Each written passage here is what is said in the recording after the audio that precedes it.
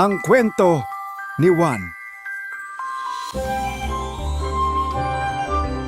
Sa isang tahimik na baryo na napapalibutan ng palayan, may isang lalaking kilala ng lahat sa pangalan na Nestor. 30 years old na siya. Maitim dahil sa araw at palaging may pawis sa noo. Araw-araw, maaga pa lang ay naririnig na sa kalsada ang kalansing ng kanyang lumang kariton. Yun ang ginagamit niya sa pagtitinda ng gulay sa palengke. Talong, okra, kangkong, kamatis, at kung minsan ay ilang bungkos ng malunggay. Hindi marangya ang kanyang buhay.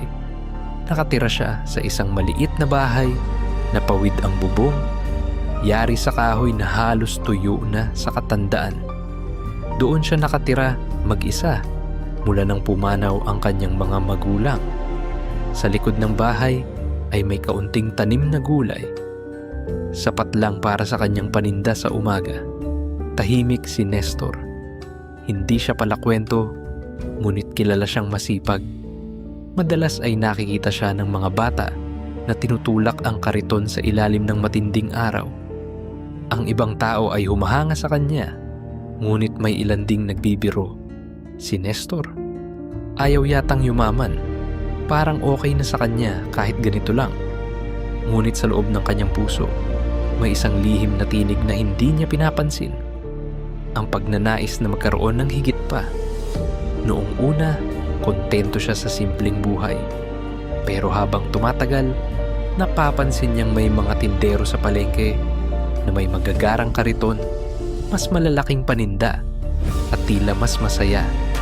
Isang araw, habang nag-aayos siya ng gulay, napadaan ng isang tindero na may bagong kariton na pininturahan pa ng makintab na kulay asul. Napatitig si Nestor. Sana ganun din ang kariton ko. Mahinang sabi niya. Mula noon, parang unti-unting kumukulo sa kanyang dibdib ang inggit. Hindi na siya masaya kapag nakikita ang kanyang lumang kariton na may kalawang at luma ang gulong. Kung magkakaroon lang ako ng mas maayos, baka mas mabilis akong umasenso. Bulong niya sa sarili. Isang gabi, matapos ang mahaba at nakakapagod na araw sa palengke, naglakad si Nestor pauwi. Madilim na ang daan at tanging liwanag ng buwan ang nagsisilbing gabay. Walang ibang ingay kundi ang huni ng mga kuliglig at tunog ng kanyang mga yapak sa alikabok. Habang naglalakad, napansin niyang may isang matandang lalaki sa gilid ng daan. Nakayuko ito. Tila hirap buhatin ang mabigat na sako ng gulay. Dali-daling nilapitan ni Nestor ang matanda. "Lolo, tulungan ko na po kayo," sabi niya habang kinuha ang sako. Ngumiti ang matanda. "Salamat, iho. Iilan na lang ang katulad mong may malasakit." Tinulungan niya itong buhatin hanggang makarating sa kubo nito.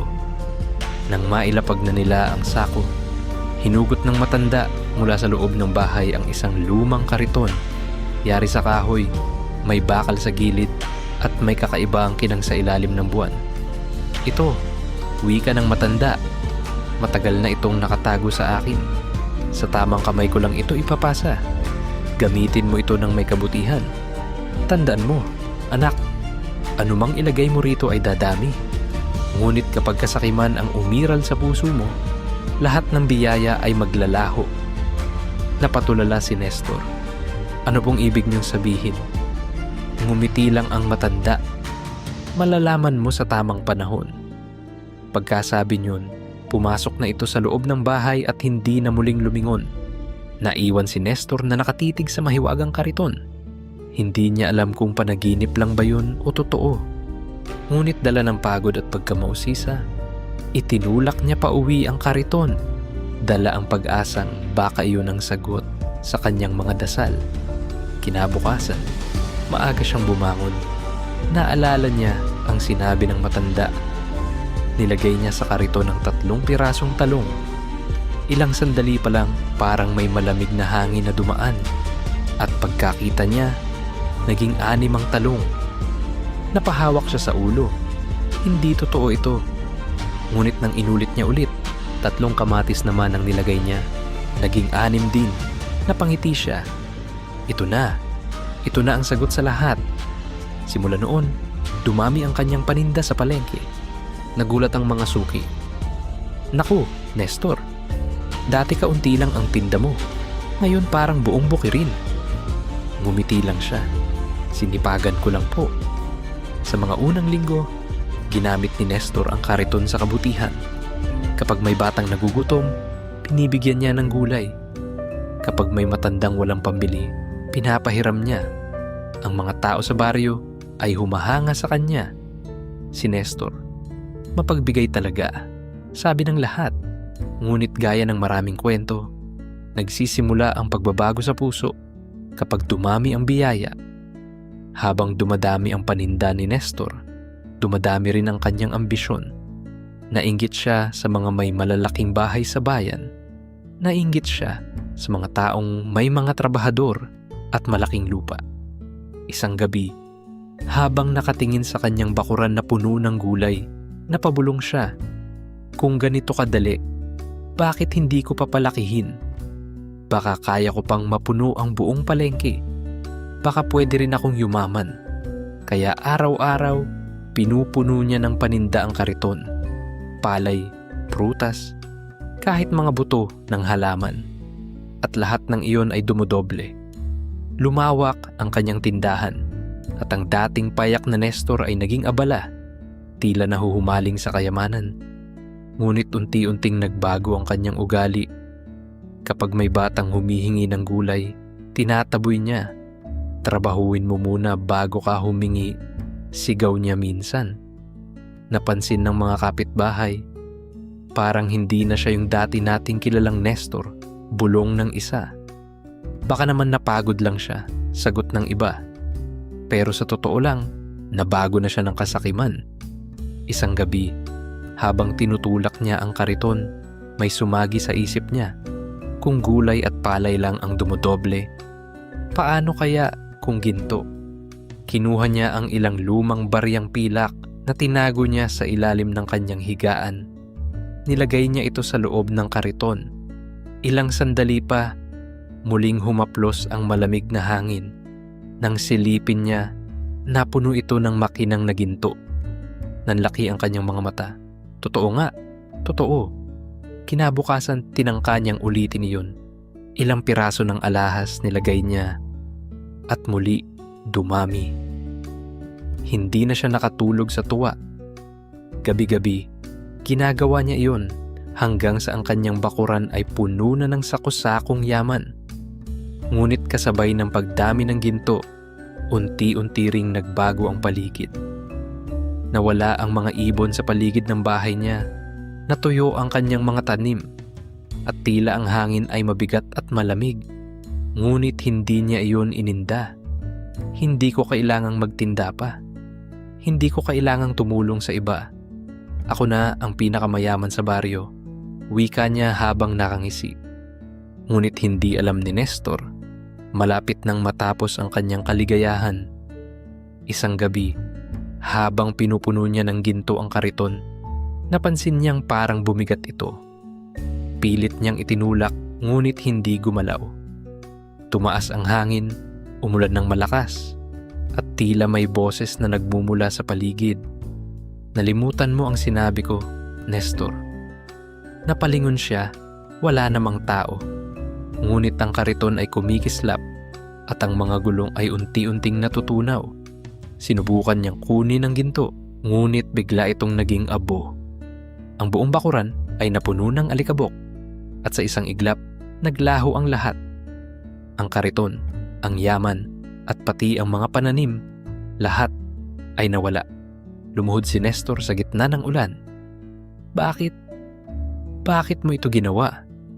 Ngunit tanging hangin lang ang sumagot sa kanya. Kinabukasan, nakita siya ng mga kapitbahay.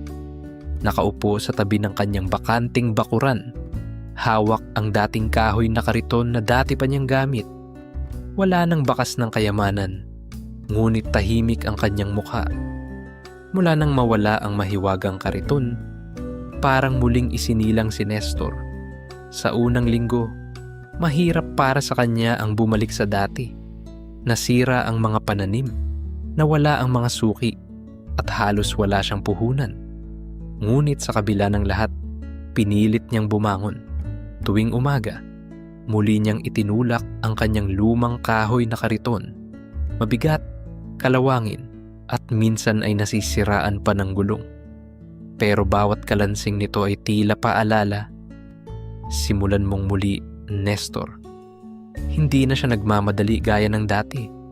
Kapag may batang naglalaro sa tabi ng kalsada, humihinto siya saglit, pinapaypayan ng sarili, at binibigyan ng maliit na prutas. Kapag may matandang naglalakad, inaalok niya ng libreng gulay. Kuya Nestor, bakit libre na? Tanong ng isa. Ngumiti siya. Dati kasi, puro yaman ang gusto ko. Pero ngayon, mas masarap sa pakiramdam ang makatulong. Ang dating tahimik na tindero ay naging mapagkwento. Kapag bumibili ang mga tao, hindi lang gulay ang kanilang nauuwi, kundi mga kwento ng aral at pag-asa.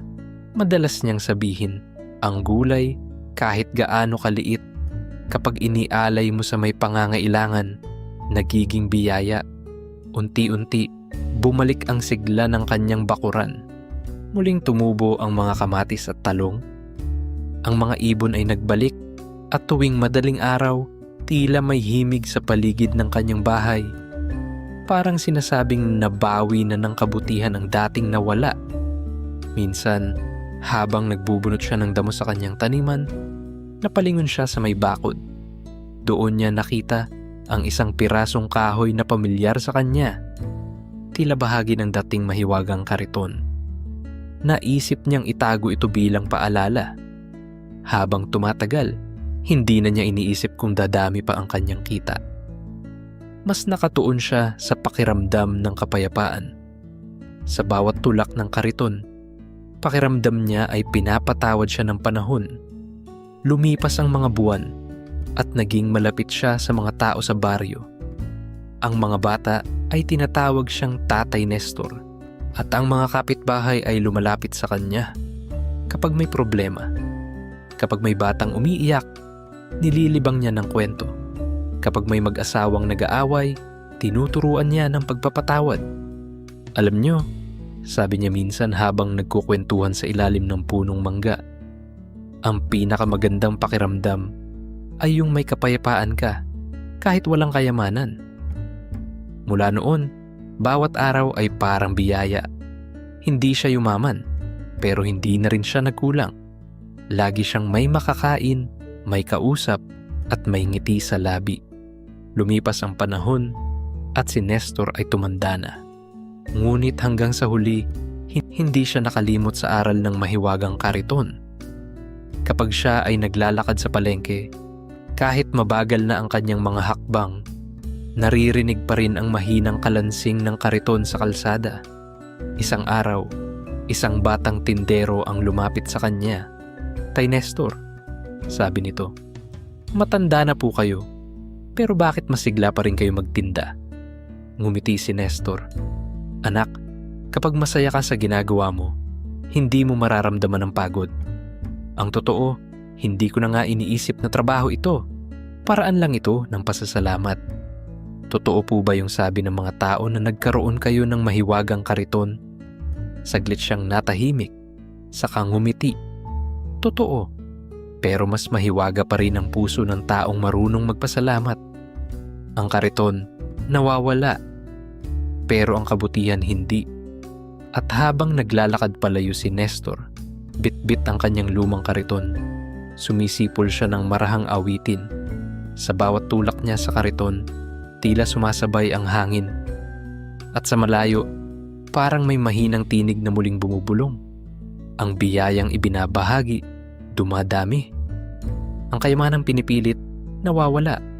Sa buhay, ang tunay na kayamanan ay hindi nasusukat sa dami ng ari-arian o gintong hawak, kundi sa kapayapaan ng puso at kababaang loob.